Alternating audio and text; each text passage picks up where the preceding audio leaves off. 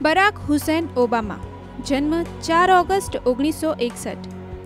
હોનોલુલુમાં જન્મેલા 51 વર્ષીય ઓબામા કેન્યાઈ મૂળના અશ્વેત પિતા અને અમેરિકી મૂળની માતાના સંતાન છે। તેમનું પ્રારંભિક જીવન અમેરિકાના હવાઈ પ્રાંતમાં વીત્યું છે।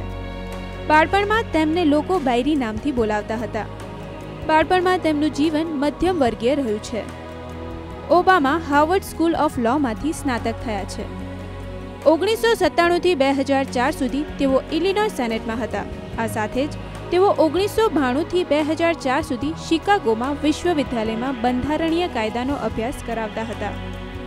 2000માં અમેરિકી હાઉસ ઓફ રિપ્રેઝેન્ટેટિવ હાર્યા પછી તેમણે 2003માં અમેરિકી સેનેટ તરફ ધ્યાન કેન્દ્રિત કર્યું અને 2004માં પ્રાથમિક જીત મેળવી હતી।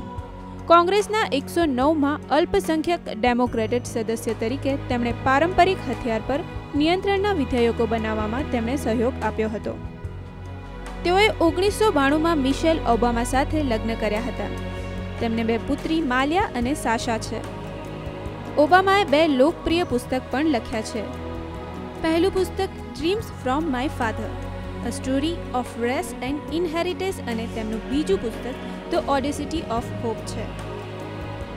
અમેરિકાના 44માં રાષ્ટ્રપ્રમુખ, અમેરિકાના પ્રથમ અશ્વેત રાષ્ટ્રપ્રમુખ। જૂન 2008માં પોતાના પક્ષ ડેમોક્રેટિકમાં ઉમેદવારીની દોડમાં ઓબામાએ હિલેરી ક્લિન્ટનને પાછળ રાખીને રાષ્ટ્રપ્રમુખ પદ માટે પક્ષ તરફથી દાવેદારી નોંધાવી હતી।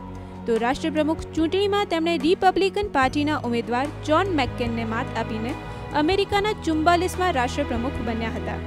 બ્યુરો રિપોર્ટ, સંદેશ ન્યૂઝ।